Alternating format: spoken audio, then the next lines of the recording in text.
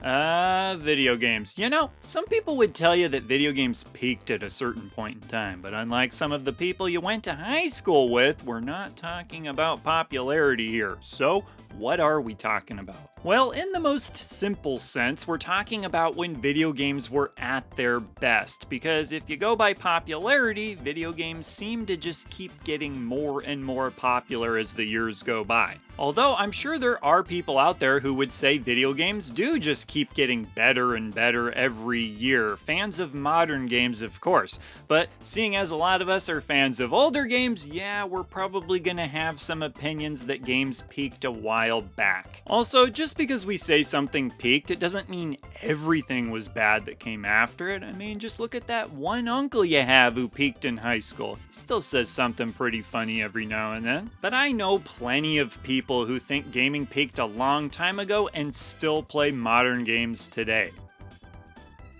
What I find interesting about picking an exact year that you think gaming peaked is that it's not necessarily just one of the years during your favorite console generation. It could be one of the years shortly after. For example, I know a lot of people who think the sixth generation of games was the best, but they think gaming peaked early into the seventh generation. So I'll often see answers like 2007, 2008, 2009, and the biggest reason by far that I see gamers giving for why they think games peaked around that point is because then games started to rely on the internet, and people just really did not like that, which is kind of ironic because initially when games started being connected to the internet, it was met with a lot of excitement because it was like, oh my goodness, I can play games against other people, and it makes multiplayer so much more accessible this way. In fact, quick little story for you, back in the day, I actually really liked to play games online. We're talking the Halo 2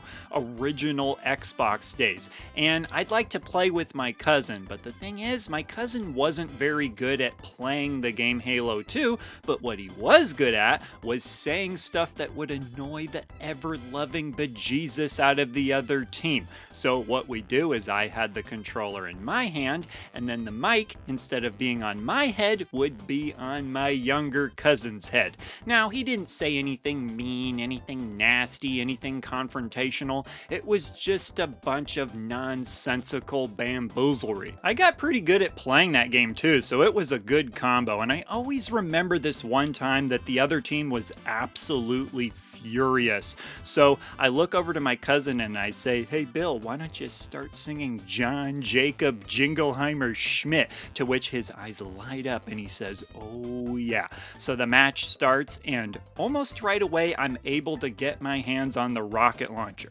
So I'm sneaking my way through the map, and as I do that, my younger cousin starts to sing John Jacob Jingleheimer Schmidt.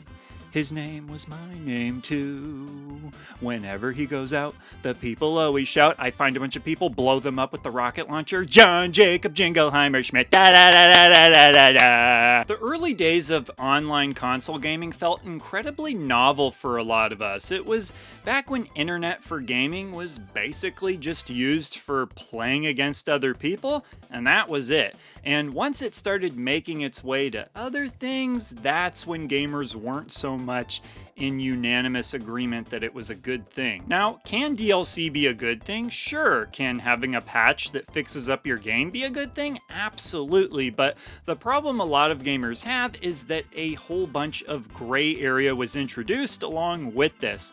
So, for example, maybe a game has DLC released for it that feels like it should have just always been there in the game to begin with, or microtransactions that make you feel like you're getting nickel and dimed, or perhaps a patch that feels like it's something that the game should have just not had that problem to begin with, and they thought, well, we can just release it broken because we can just patch it later on. I also see a lot of gamers saying that this is when creativity in video games took a big hit, where there was just a lot less risk-taking. And whether that just be because budgets were so big at that point, the industry was so big that developers and publishers wanted more of a sure thing to make sure that the game would actually be profitable. Or perhaps it was because of something like the new trend of having tons of HD remaster compilations released. Something gamers have a love-hate relationship with, I've noticed, where on one hand they're like, all right, this is kind of cool to have these games again and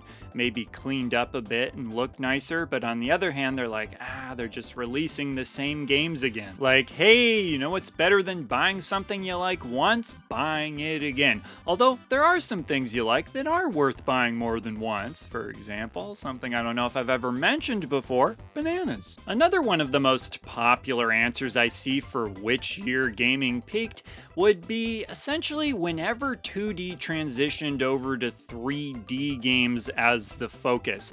And this makes sense if you're a huge fan of 2D games. Things are shifting away from 2D games, so you're like, okay, I guess that was the apex. But here's where that answer can get a little bit tricky. While the Sega Genesis Super Nintendo generation is often considered the last true 2D generation, the PS1 and Sega Saturn still had a whole bunch of 2D games on them, and to a lesser extent the N64 did as well. So would you consider the peak to be maybe early into that generation because there were still 2D games around?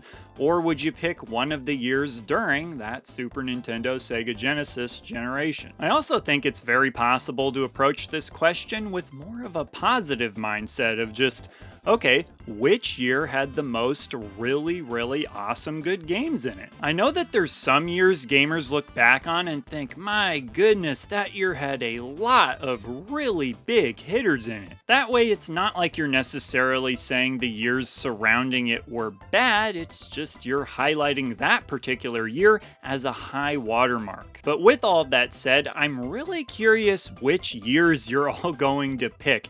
And I know it might be hard to narrow it down to one single specific year. You may want to give some sort of range, but if you can, try to narrow it down to that one single year, and that's going to be really fun to see what you all pick. So be sure to leave those answers down below, and I will see ya in the next video. He's the retro bird, yeah, and he's talking about video games. He's